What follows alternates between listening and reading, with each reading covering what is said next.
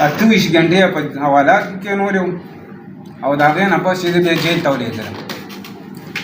زه پولیس ته هم خواست کوم چې یو سړی تاسو له دروغو راپورټ درکوي نو کم از کم د هغې خو انکوایري کوئ. بېګا دې ډزې کړي دي په خپله کور کې، هغه ډزې دي په موږ پسې راواچولې. زه دوکان ته تلم دي په ما پسې لکه د مچو راووتل ډزې راباندې وکړې. زه واپس کور ته راوتښتېدم.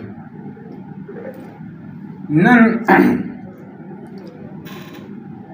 د خلکو سره د سمګلینګ پیسه ده، د آیس او د چرسو کار کوي، پولیس هم بلیک میل کوي، بر افسران هم بلیک میل کوي، پیسه ورکوي. یو سړی پکې د دې بلدي بس هغه په پولیس ایسیچو باندې هم دبه واچوي. ایسیچو ګلزار خان زه 28 غنټې په حوالات کې بند کړی وم او د دې په وینا د دې په شپارس بره نه په هغې غریبانانو اډر و، هغې خو لازمي پابند وي د اډر. ښه دی اوس داسې دی وایي چې بېګا شوي دي او ایسیچو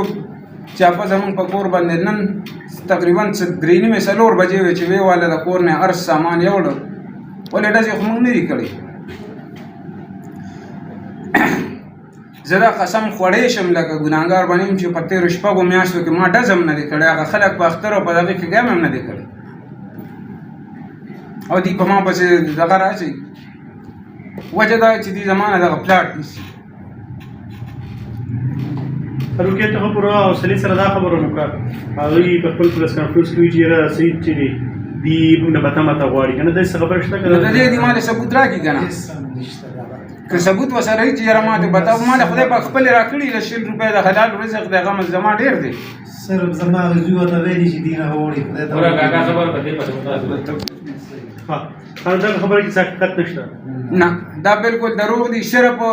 موږ په دې مجبورۍ چې زه قانون لاس کې والم او په دې ګزار وکړم یا زخمي کړم چې دې زما نه د مارکېټ ونیسي. د تر پولیس نه یا دغه نه څه مطالبه کېده؟ د پولیس نه زه مطالبه دا کوم چې یو سړی غلطي په عیار وکړي، پکار دي چې په هغې په عیار وشي. ما ډي پي او صاحب ته درخواست کړی و، آی جي صاحب ته مې درخواست کړی دی. دې باقاعده لکه دا دی باقاعده د قبضه مافیا په شان غونډه ډله ما سره موبایل کې ویډیو د دې شته چې په چوک کې ګرځي او هغه سره د وسلو ګرځي، آزاد ګرځي. زما کرایهدارو له دمکې ورکوي چې یاره دوکانونه بند کوي او دا ځای زمونږ دی او دا مارکېټ زمونږ دی او زه پې سټی راخلم دا بندوم. نو دا خو وراثتي ځمکه په دې خو ته سټی نشي راخیستی. خو آخر ما ته قانون یو لار ښیي، زه څه وکړم. دا خبرو ته چې دا د پتی مسله نه لاړ ته دا دی چې کومه مسله د پتی بیانوي دا د پتی خبره نشته. دا دغه زما کمرشل پلاټ دی، هغې ته دي لوبه جوړه کړې چې یاره دې موږ زخمي کړي یا چېرته ګزار را باندې وکړي چې دا ته موږ غواړو. د تېرې تقریبا د 13 جولای نه دی خو زه خپل دوکانونو ته نشم وتی.